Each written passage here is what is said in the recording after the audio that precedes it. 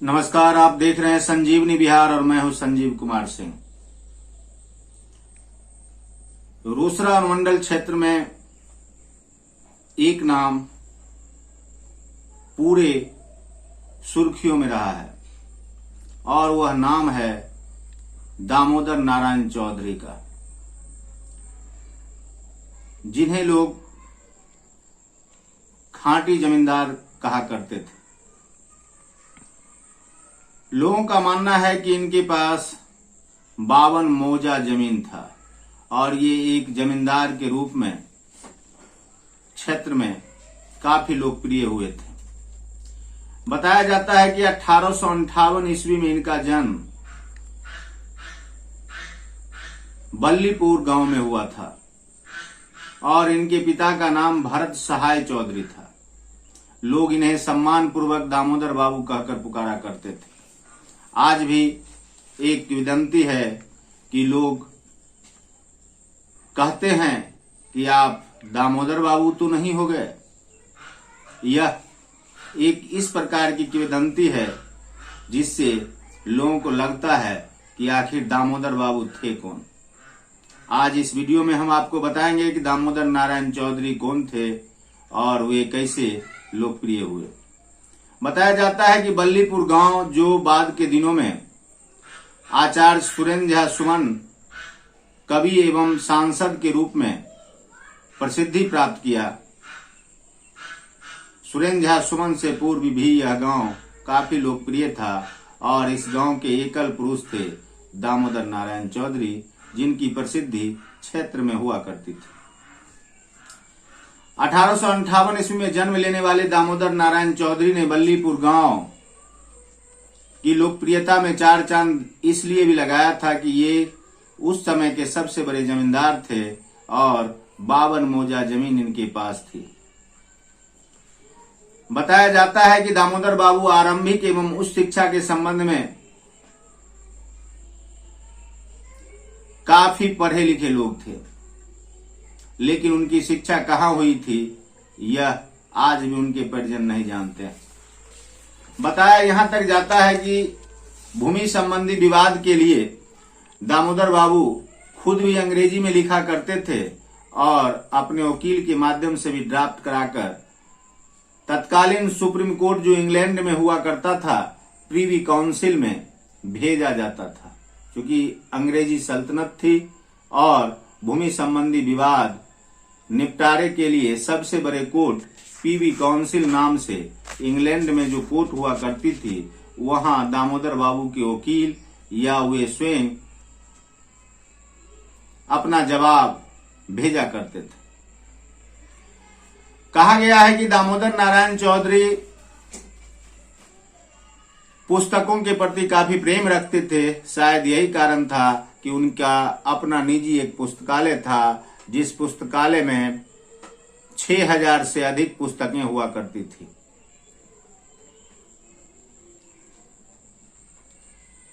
लोगों का यहां तक मानना है कि दामोदर बाबू की शादी मधुबनी जिला स्थित प्रसिद्ध ग्राम सौराठ में हुई थी।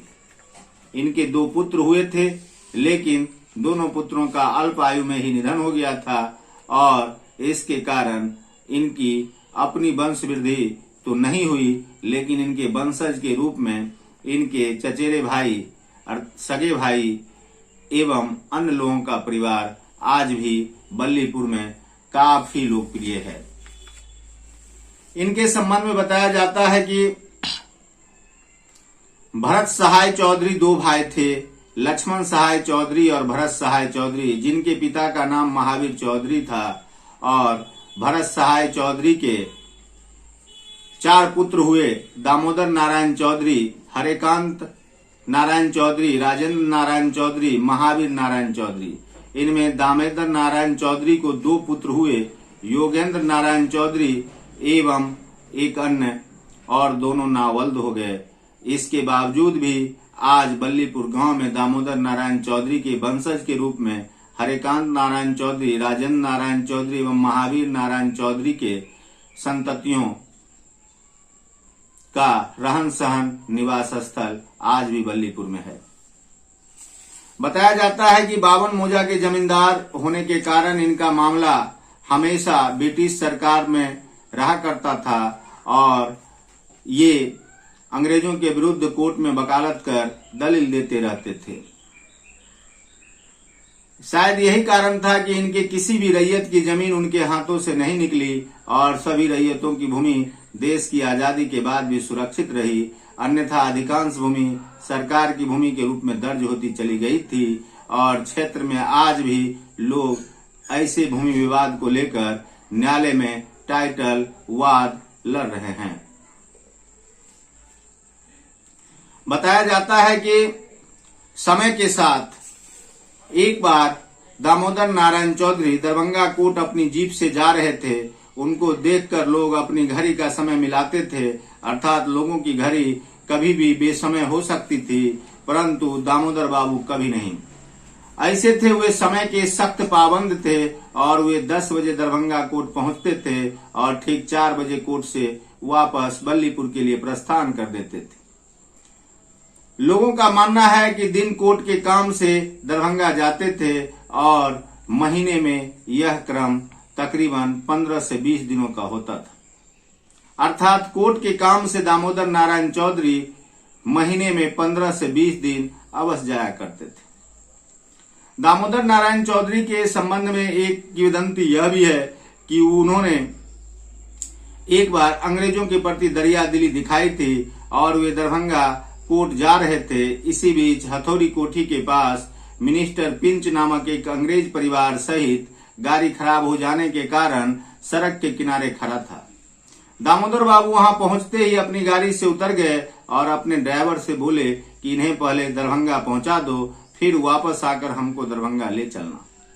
इस प्रकार से मिस्टर पिंच को सपरिवार अपनी गाड़ी में बैठाकर दरभंगा के लिए रवाना कर दामोदर बाबू ने अंग्रेजों के प्रति भी दरिया दिली दिखाई थी। बताया जाता है कि दामोदर बाबू हाथी और मोर के शौकीन थे और इनके दरवाजे पर हाथी और मोर रखे गए थे और ये पालते भी थे। आज भी बल्लीपुर हाट लगने वाले स्थल पर एक टीला है जिसे हाथी का नाम मंगल प्रसाद रखा गया था, जिसे दामोदर बाबू की मृत्यु के बाद भी परिवार के लोगों द्वारा पालन पोषण किया जाता रहा था। और जब मंगल प्रसाद की मृत्यु एक यात्रा के क्रम में तबीयत खराब होने के कारण हो गई तो उन्हें बहेरी में महावीर स्थान के पास जब उनकी मृत्यु हो गई तो उन्हें दफना दिया गया और यह स्थल आज भी मौजूद है।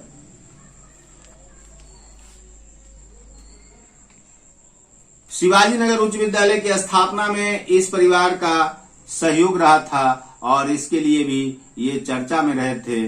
बताया जाता है कि इसी परिवार के किसी सदस्य के द्वारा 1948 ईस्वी में उच्च विद्यालय शिवाजी नगर की स्थापना के समय उक्त विद्यालय में इनके परिवार की ही जमीन दी गई थी। आज भी दामोदर नारायण चौधरी को बल्लीपुर में वही स्थान प्राप्त है जो उनके जीवित रहते हुए प्राप्त था। बताया जाता है कि 81 वर्ष की अवस्था में 1939 ईस्वी में दामोदर बाबू हमेशा के लिए विदा हो गए और आज भी लोग किसी भी चर्चा के दौरान कहते हैं कि क्या आप दामोदर बाबू हैं। इसके पीछे का कहना यह था कि दामोदर नारायण चौधरी अगाध संपत्ति के मालिक थे और आज लोगों ने उनकी स्मृति में, उनके याद में एक विद्यालय की स्थापना की और उस विद्यालय का नाम रखा गांधी स्मारक दामोदर उच्च विद्यालय बल्लीपुर एवं राधाकांत बुनियादी विद्यालय बंधार बल्लीपुर स्थापित है और ये दोनों विद्यालय दामोदर बाबू के रूप में आज भी लोगों के याद में आते ही रहते हैं। लोगों का मानना है कि इस गांव में कई स्वतंत्रता सेनानी भी हुए, इस कारण भी यह गांव काफी विख्यात हुआ। लेकिन सही मायने में प्रारंभिक तौर में दामोदर नारायण चौधरी के नाम से यह गांव जाना जाता था। बाद के दिनों में आचार्य सुरेंद्र झा सुमन एवं कई स्वतंत्रता सेनानियों के रूप में भी इस गांव की प्रसिद्धि हुई और आज भी राजनीतिक सामाजिक दृष्टि से बल्लीपुर गांव का अपना एक स्थान है। बल्लीपुर गांव में 12 वर्ण की आबादी है, अर्थात 12 वर्ण की आबादी है और 12 वर्ण की जाति का यह गांव आज भी क्षेत्र में लोकप्रिय है। वर्तमान समय में यह समस्तीपुर जिला के शिवाजी नगर प्रखंड का एक पंचायत बन चुका है और बल्लीपुर पंचायत के नाम से प्रसिद्ध है। इस गांव में आज भी पत्रकारिता के क्षेत्र में, राजनीति के क्षेत्र में एवं सामाजिक क्षेत्र में लोग काफी आगे हैं और लोकप्रिय हैं। बल्लीपुर का नाम इस इलाके के लोग सादगी और निष्ठा के साथ हमेशा लेते रहते हैं। देखते रहिए संजीवनी बिहार और पाते रहिए गांव-गांव की खबर।